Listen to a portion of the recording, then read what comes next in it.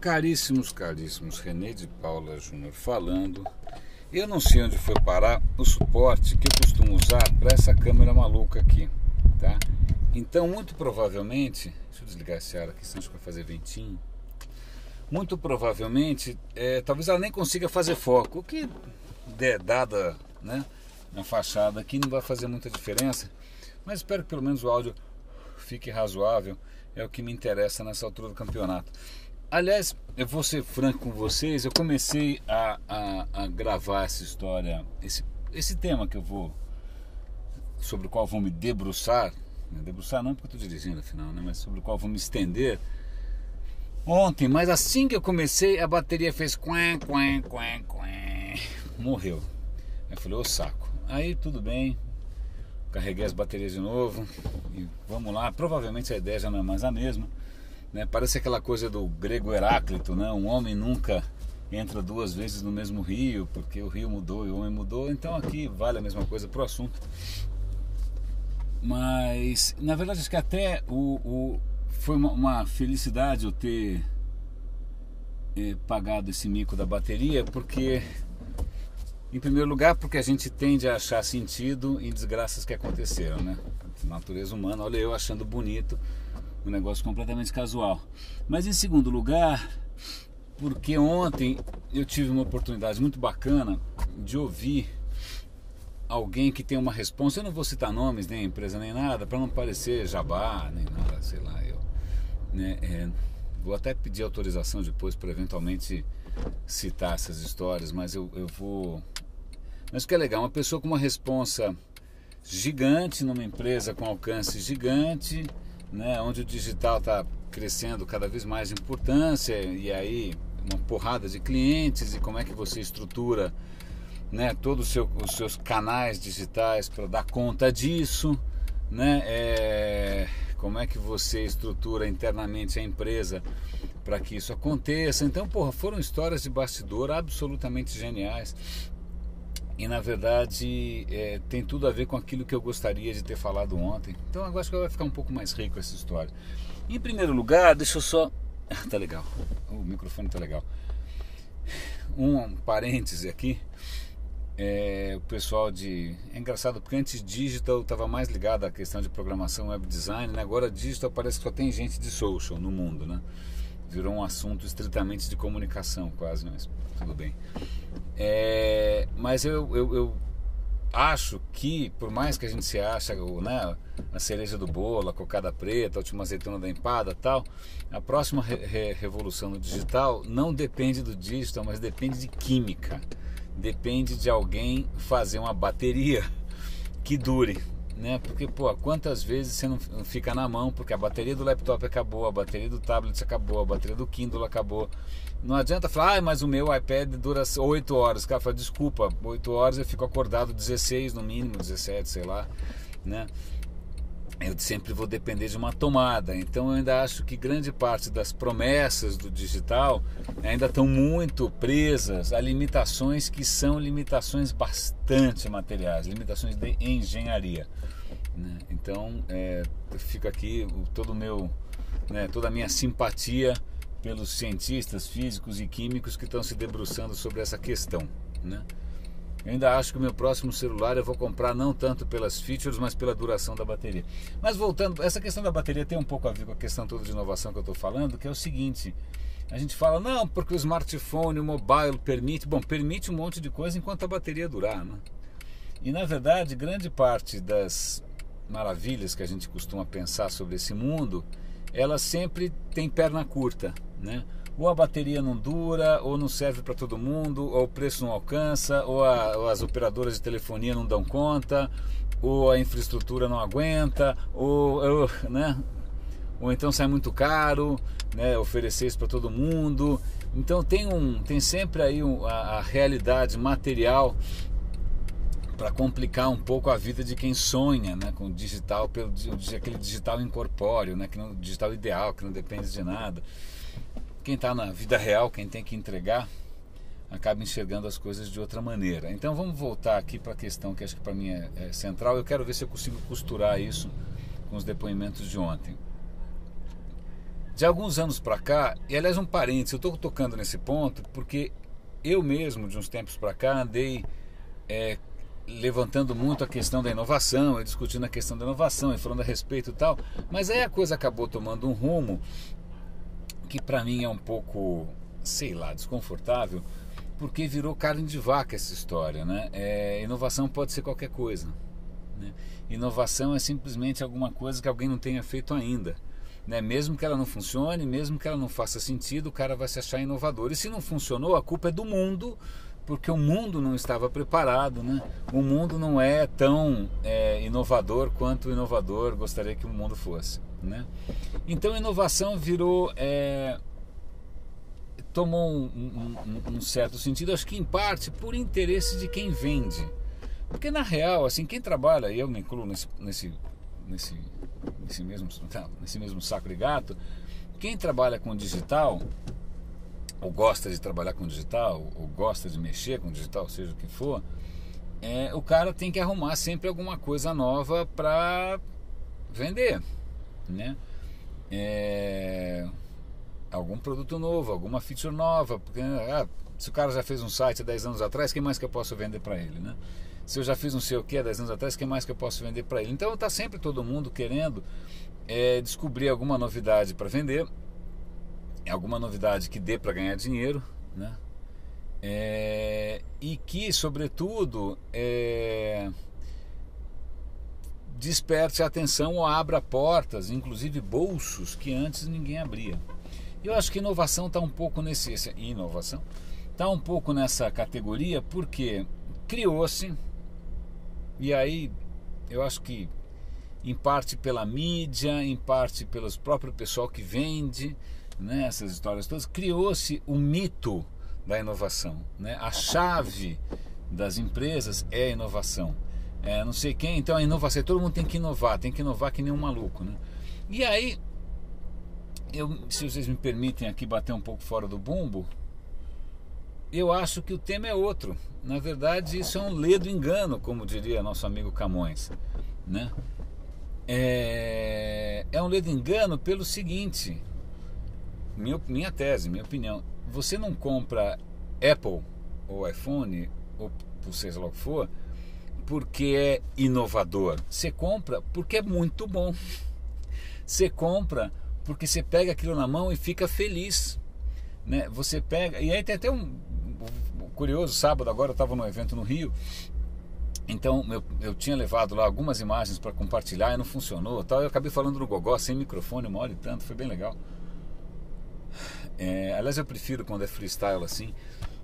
E aí eu brinquei com o pessoal, eu falei: vocês acham que a Apple é a Apple porque ela entende mais de design que os outros? Todo mundo sim. Eu falei: não, a questão não é entender de design, é entender de pessoas, né? E entender que pessoas valorizam o bom design, né? E o bom design que as pessoas consigam entender, porque não adianta nada eu passar para as pessoas, sei lá, alguma coisa que toca Schoenberg, ou música atonal, ou que é arte de altíssimo nível, mas que ninguém vai entender nada, né? Então simplesmente o meu ponto, né, o que o Steve Jobs levou para o túmulo foi aquele feeling, aquela intuição de como as pessoas funcionam. Contratar os melhores designers foi simplesmente uma decorrência disso. Então, mas voltando, o meu ponto é que a gente adota algumas coisas na nossa vida não porque elas são inovadoras, não, é porque funcionam, porque são boas, porque melhoram a sua vida, porque você pode confiar, porque elas não te dão dor de cabeça, não enche o saco, né? Porque não dá dor de cabeça. Essa questão de imaginar que o consumidor é um panaca que está querendo inovação a cada 5 minutos é imaginar que o cara é como um adolescente na balada querendo pegar todo mundo, ou na pipoca do não sei do que, do trio elétrico em Salvador, querendo beijar todo mundo. Cara, na boa, a minha vida é outra, eu não vivo em função dos gadgets, né? Eu tenho minha própria vida, eu quero alguma coisa que me ajude a resolver as coisas, né? E que não me enche o saco, que não empife no meio do dia, que não trave quando eu atendo o telefone, né? Então, se a gente parar para pensar, e acho que isso foi muito legal da conversa com o executivo ontem, com o executivão ontem, é que ele também tinha consciência de que, ok, é preciso oferecer coisas novas, tal, mas é fundamental que essas coisas novas funcionem de uma maneira consistente, tá? E aí tem uma coisa que é curiosa, que é o seguinte: acho que uma outra razão também para todo mundo querer inovar é que assim, para você fazer alguma coisa aparentemente inovadora, você consegue tirar um coelho da cartola em alguns meses, entendeu? E aí você sai correndo, muda de cargo, é promovido, muda de empresa e sai lá mostrando os coelhos da cartola que você tirou, né? Agora, para você prover um serviço que seja bom, consistente, né, de valor, etc e tal, isso exige continuidade, isso exige médio e longo prazo, isso exige metodologia, isso exige uma pancada de coisas que não tem glamour nenhum. Então, numa empresa em que o turnover é muito alto, que as pessoas ficam mudando sem parar, talvez isso não role nunca. Numa empresa em que o cara entra e sai, talvez não role nunca. Numa empresa em que é uma politicagem danada e ninguém está olhando para o consumidor final, talvez isso aconteça nunca, né? Então, talvez, eu acho que uma das coisas que explica o sucesso da inovação e o absoluto mico que é ser um consumidor hoje em dia é porque isso tem a ver até com o que eu falei há um tempo atrás da gamificação da empresa, né? Porque a vida do executivo, de quem teria que estar, né, pensando no consumidor, ela é pautada por outras regras, né? E nesse sentido, nessas regras em que ele vive, regra de autopromoção ou de promoção mesmo, né, regra de politicagem, etc e tal, talvez faça mais sentido para ele fazer alguma coisa fluffs e barulhenta e que ninguém vai entender, do que efetivamente se comprometer com o que estava acontecendo, com o que vai acontecer, garantir que ninguém fique de fora, tal, né? Isso me faz lembrar, é uma comparação que eu faço sempre e que me desespera de uma certa maneira, com a própria questão da política, né? O cara tem eleição a cada 4 anos. Vamos supor que o que realmente a sociedade precise sejam coisas de infraestrutura, né, de um plano legal de educação, seja o que for, entendeu? Só que isso tudo demora muito até para você medir o resultado. Como é que você mede os resultados de um bom plano de infraestrutura? Quanto tempo demora? Na real, o cara, como ele vai daqui a alguns anos ter que começar a pensar na campanha, no partido, na eleição de aba 4, ele vai provavelmente ele vai prometer coisas que são completamente espalhafatoosas, né? Entre aspas, inovações que ele não vai entregar, vai sair correndo, vai deixar a dívida para o outro, né? Ou ele vai entregar alguma coisa que seja questionável, mas que seja muito vistosa, que ele consiga assinar embaixo. Uma ponte estaiada, né? Que aliás, ponte estaiada é o novo viral, né? Tem uma ponte estaiada, cada córrego tem uma ponte estaiada. Daqui a pouco eles vão vender miniatura para você colocar na tua baia. Então, de novo, uma questão que para mim é bastante crítica. Aliás, no evento de sábado lá do Wild on Business no Rio, onde eu estava falando, eu tentei usar como base das analogias e das piadinhas a física, né? Tentei usar a física, né? E não sei se funcionou, né? Sei lá mas uma das coisas que eu peguei lá foi a teoria da relatividade digital, que é o seguinte: primeiro, o espaço é relativo, né? As regras que funcionam na Califórnia não funcionam aqui, né? As regras que funcionam em São Paulo não funcionam, sei lá, no interior de, fala aí, qualquer outro lugar. Mas aí também existe uma questão que é crítica para mim, que é a relatividade do tempo, tá? Se toda a dinâmica de um executivo numa empresa, ou de um departamento numa empresa, ou da própria empresa, ela é pautada em trimestre, quartil, semestre, biênio, etc e tal, qual é a probabilidade de que alguém ali esteja efetivamente se preocupando com o que vai acontecer dali a 5 anos, ou o que vai acontecer com os consumidores que já estão lá há 5 anos? A probabilidade é baixa, né? Porque o cara provavelmente ele vai se deixar levar por objetivos de mais curto prazo, né? E aí ele vai procurar o quê? A tal da inovação, né? Porque são coisas que são vistosas, você consegue colocar um rótulo em cima. Na verdade, até a questão de orçamento para isso tem outra lógica, porque é praticamente um investimento, talvez dê certo, talvez não, né? Mas eu vou bater nessa tecla porque, sei lá, é a única coisa que eu consigo pensar no momento. O que o mundo está precisando agora não é de uma inovação a 5 minutos, a cada 5 minutos. O que o mundo precisa agora é de questões básicas bem feitas. É de questões básicas bem feitas. É de questões básicas bem feitas. Quando eu digo básicas, aqui no Brasil, básico é básico mesmo. Tem alguns lugares que o básico é mais básico ainda, né? Sei lá, o que a gente chama aqui de miséria, às vezes no interior da Índia é um luxo. Ou na África, então, é nababesco. Mas, de qualquer maneira, algumas questões básicas não estão resolvidas.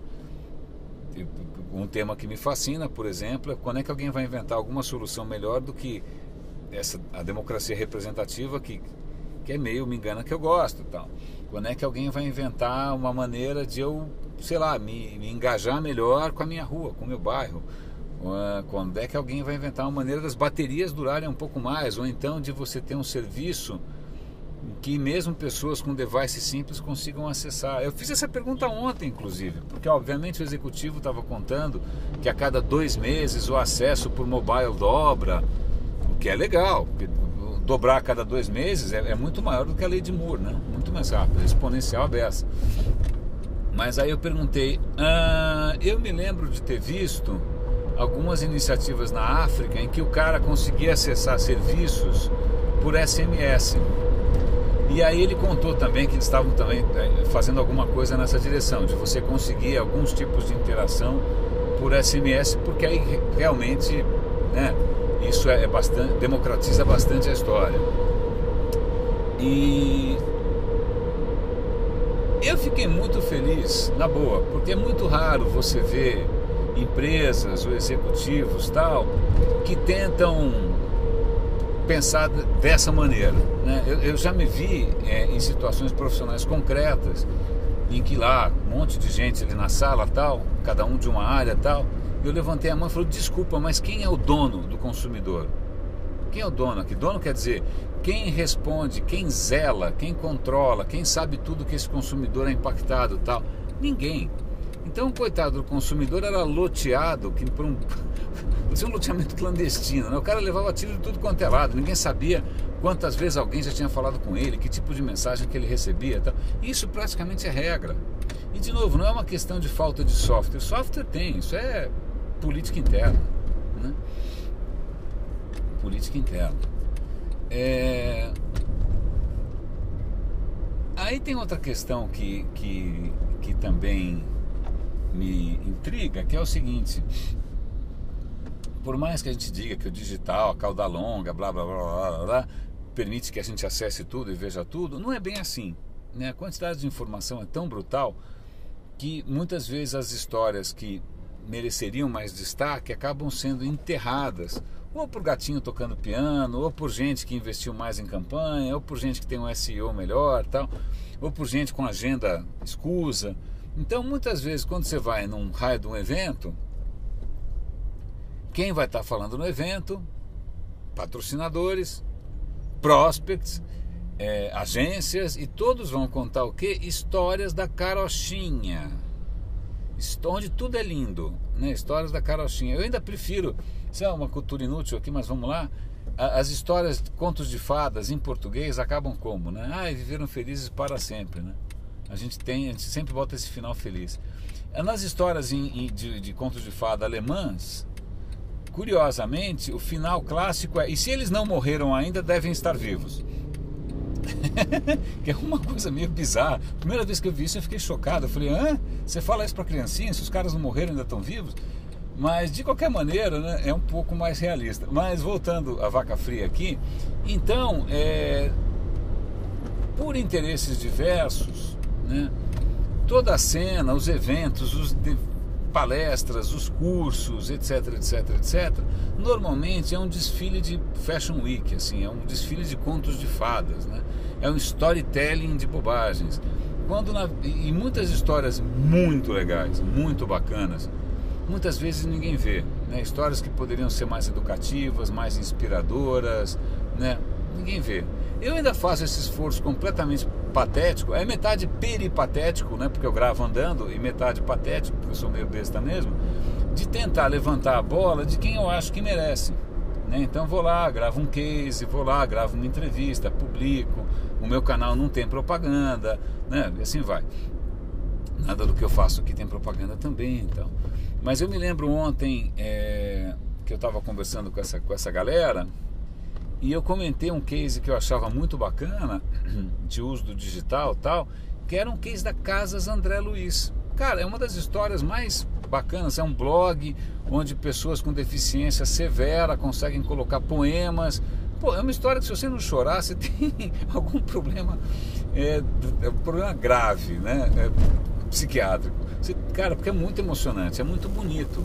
Quem fica sabendo dessas coisas? Esse cara vai aparecer no evento. Eu comentei também de um caso que eu tô louco para poder divulgar, mas não consegui, do Daniel lá na Previdência, que conseguiu gamificar o funcionamento da Previdência e melhorando qualidade de atendimento, meritocracia, qualidade do serviço, sei lá, uso do recurso público. Porra, mas puta que legal. E você provavelmente não vai ver isso, porque você vai ver alguém lá no palco falando sobre como ele conseguiu mais like em, sei lá o que, cotonete, maionese, não sei, whatever, né? Bebidas gaseificadas, eu não sei. Então eu vou continuar nessa coisa um pouco quixotesca, bem questionável mesmo, de levantar a bola desses cases, né? Porque eu acho que são inspiradores.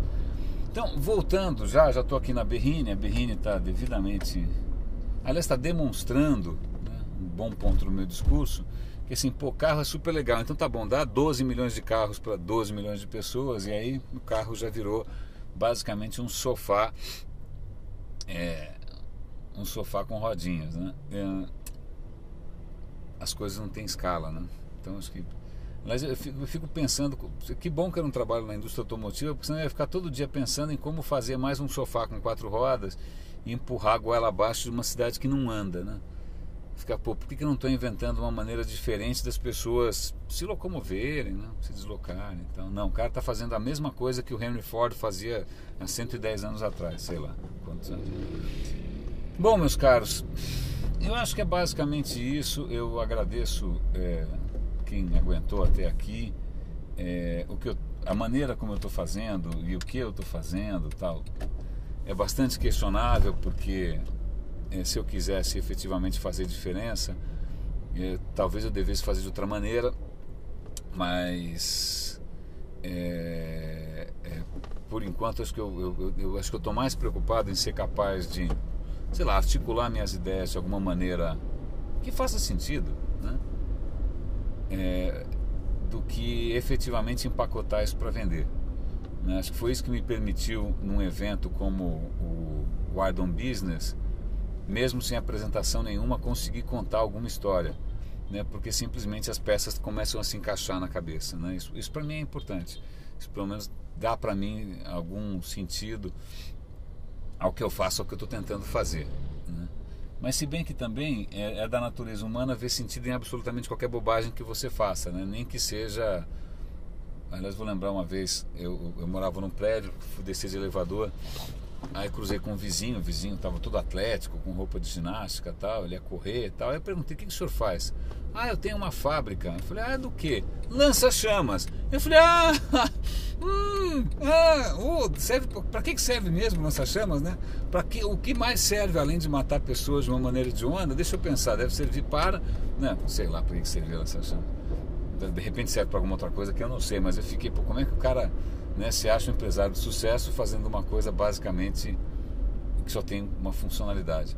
Ou de repente serve para alguma outra coisa, né? Botar fogo no mato, não sei. Whatever. Eu vou aproveitar que o sinal fechou aqui. Meus caros, muito obrigado pela companhia. René de Paula Júnior falando. Roda e avisa.